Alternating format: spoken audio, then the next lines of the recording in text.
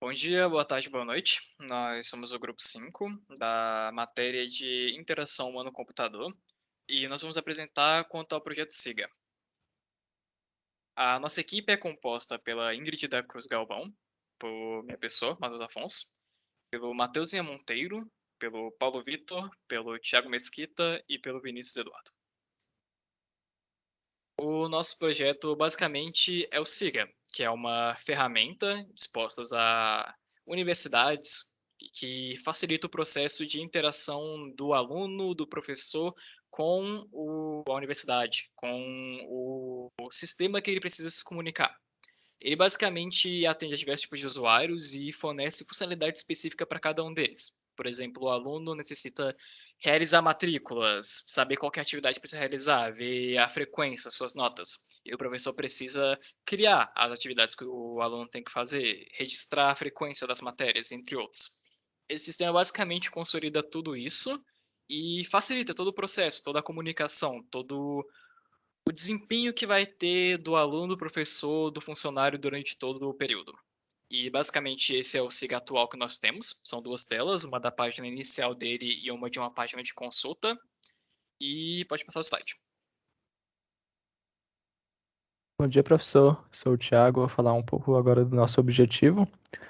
O nosso objetivo era de criar uma solução que tivesse uma interface gráfica mais amigável e que permitisse uma melhor experiência para os usuários, principalmente para o estudante, né? Já que o nosso foco foi na parte de ensino. No nosso primeiro ponto de controle, a gente definiu o tema, escolheu a aplicação e definimos o backlog do nosso produto. Dando continuidade aqui no segundo ponto de controle, nosso foco foi definir a visão inicial para como nós iríamos aprimorar a plataforma.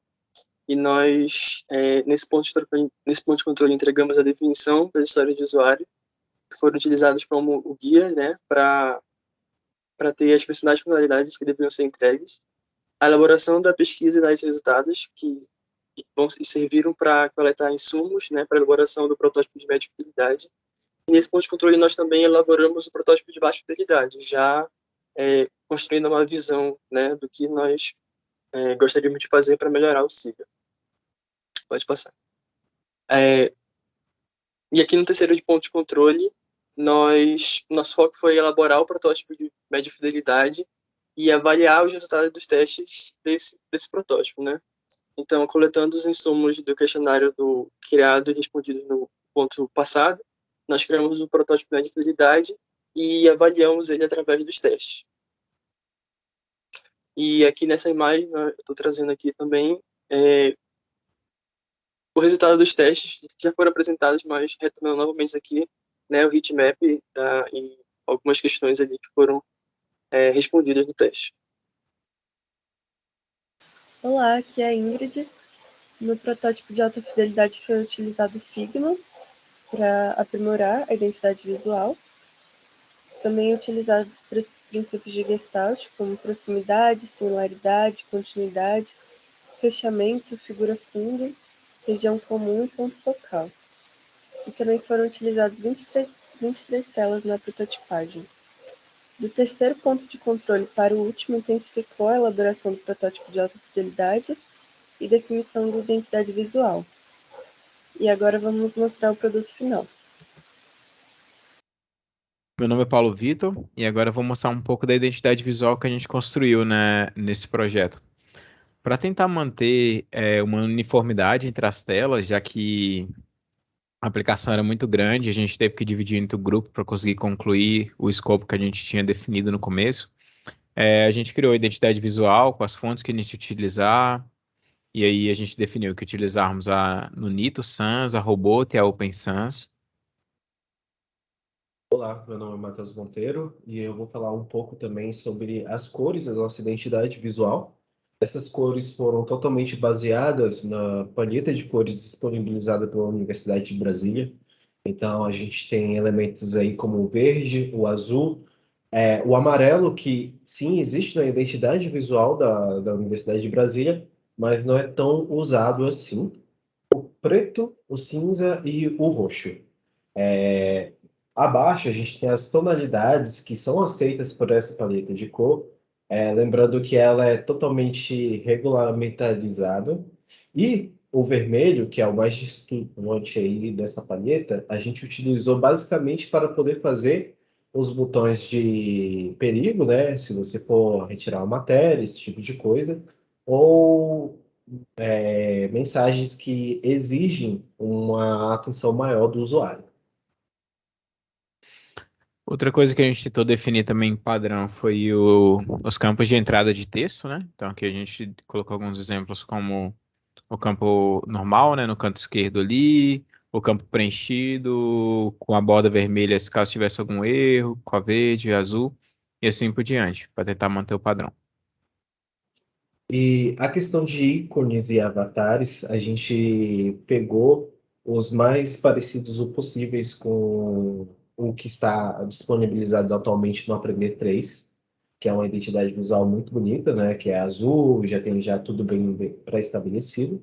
E os badgets, as labels que a gente vai utilizar para poder fazer as marcações nas tabelas. Como o nosso sistema tem muitas tabelas para representar matérias, se foi aceito ou não foi aceito, a gente utiliza esses badgets para poder fazer essas mostragens, usando, claro, a paleta de cores que já foi apresentada no passado. Outra parte também que a gente definiu seria os ícones que seriam utilizados, né? Então, dentro da parte de identidade visual, a gente também tem exemplos de ícones que poderiam ser utilizados, que alguns foram utilizados na aplicação, outros ficaram aqui como exemplo. E agora a gente vai mostrar o nosso protótipo final.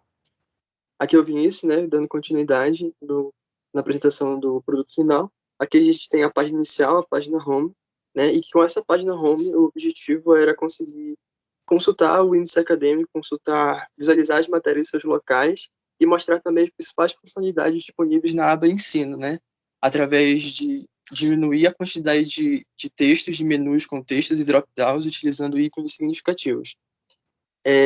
Então, foi essa forma que foi alcançada, né? E através de um pequeno questionário dado, muitas pessoas concordaram que essa forma melhora a navegação, essa organização da página favorece a navegação dela. E como o Paulo está mostrando agora, essa aí é a forma de a gente conseguir ver os dados pessoais e também o índice acadêmico. E essa é a página inicial do projeto. Aqui na parte superior eu coloquei o nome e o curso de uma forma simplificada. E então o relatório das notas dos alunos de acordo com cada semestre. Então, na parte principal tem a disciplina, na parte central, e os códigos do lado esquerdo, e o resultado, faltas e situação da matéria no lado direito. Então, todo semestre tem uma atualização simplificada do aluno. E é isso, próximo.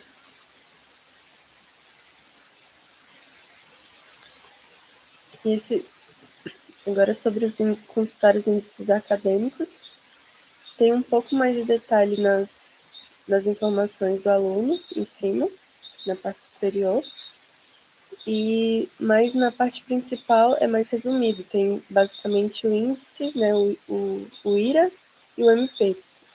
Então, aparece no lado direito o valor dessas médias e embaixo, na parte inferior, aparece a descrição do que é cada um.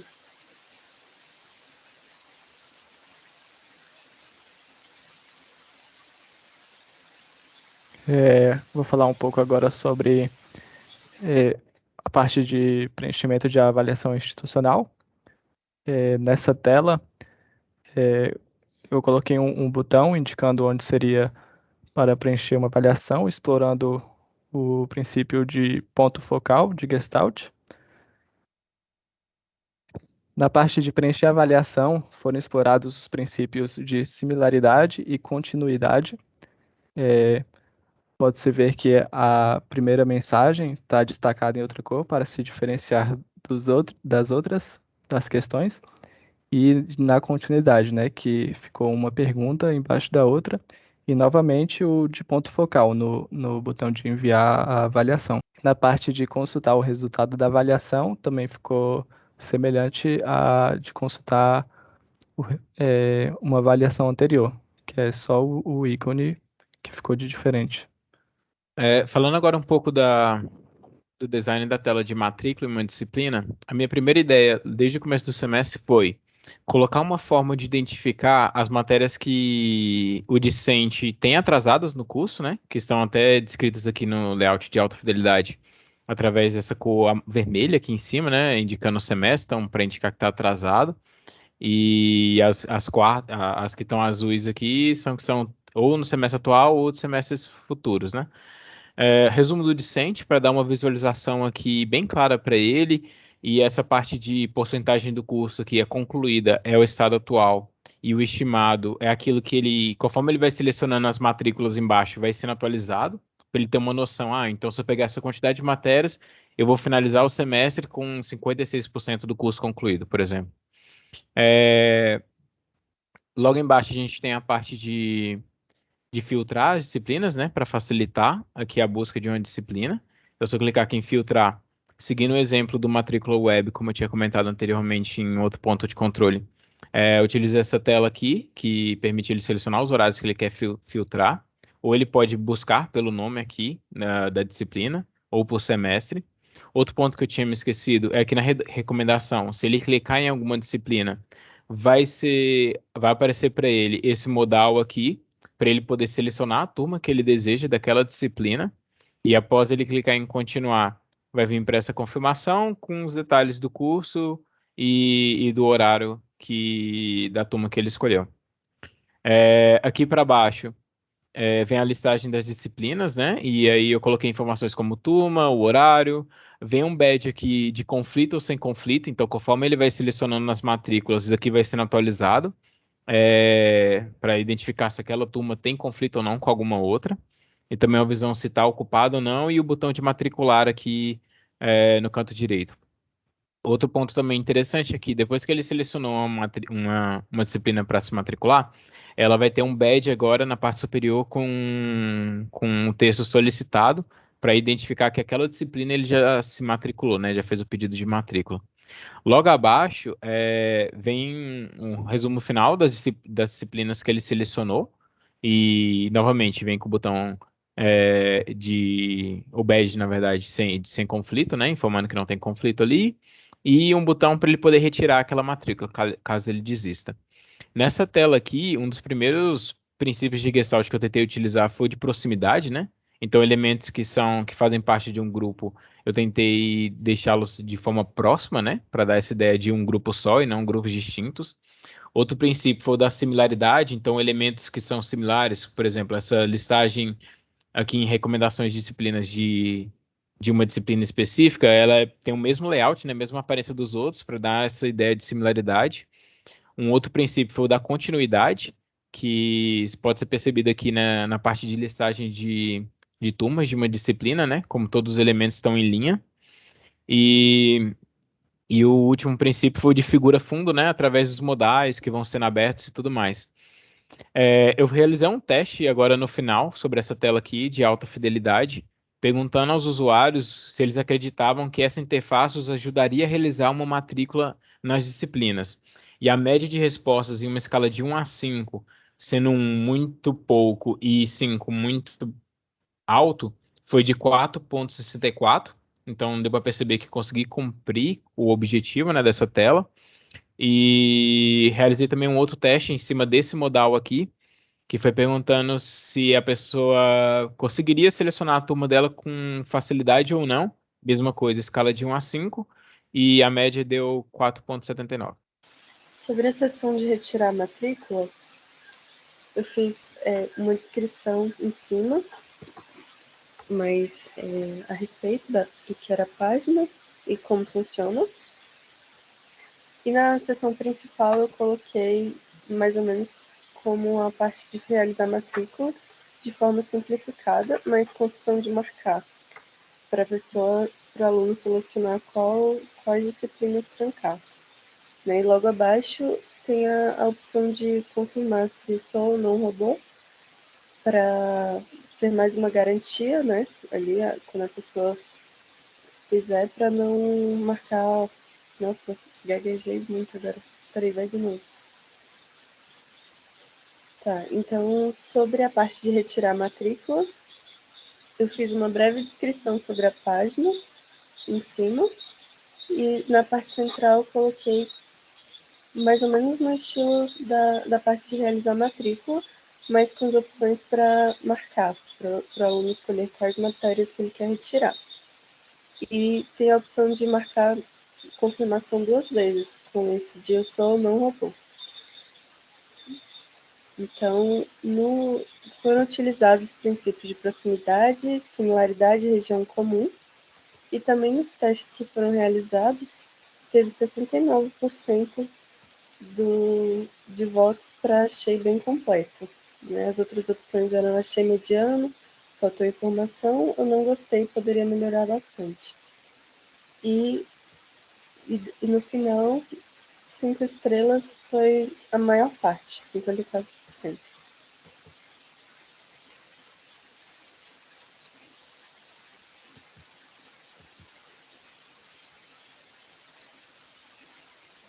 Já na tela de trancamento de matrícula, também foi bem simplificado e prático para o aluno marcar exatamente o que ele quer sem muito enrola. Então, na parte de trancar, quando seleciona, já é para confirmar ou cancelar mesmo. Né?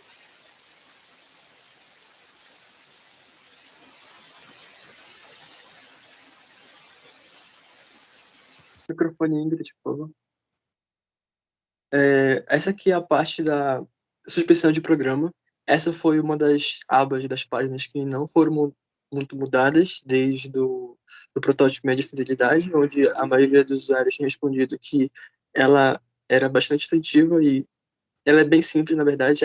A principal coisa que foi mudada, né, que foi colocada, foi a necessidade que não havia necessidade de ter, na minha opinião, né, vou recomeçar, galera, peraí. Essa página agora, perdão. Dando continuidade aqui, na página de suspensão de programa, não houve muita mudança desde o protótipo média fidelidade, onde as pessoas nesse formulário responderam que ela já era uma página bastante intuitiva e agradável, né? Até porque ela não possui muito que ser feito, né? Ela é bem direta. A principal mudança foi juntar as duas funcionalidades de mostrar as suspensões e suspender o programa atual. É isso. Tá. Sobre a seção de calendário acadêmico, foi feita a listagem de todos os calendários e também do calendário principal, do atual, com as informações tanto do próprio semestre, quanto sobre datas de turmas regulares, turmas de férias, turma de ensino individualizado, datas para período de matrículas, rematrículas, enfim. Seguindo aqui a deixa pela Ingrid, eu apresento a tela de cursos encontrados, feita no protótipo, que ela basicamente é uma tela de apresentação de cards, que são os cursos que existem, com filtros, para poder filtrar pelo curso que a pessoa quer encontrar.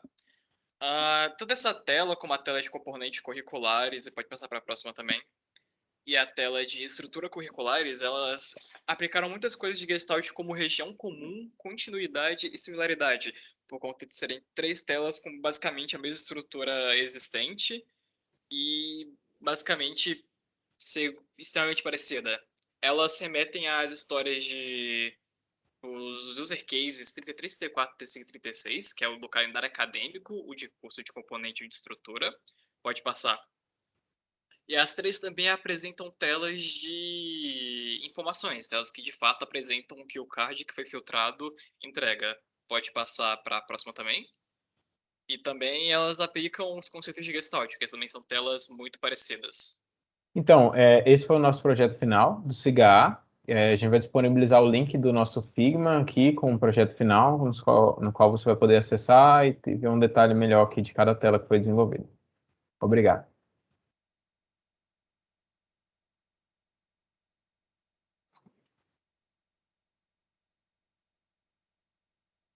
Parou a gravação?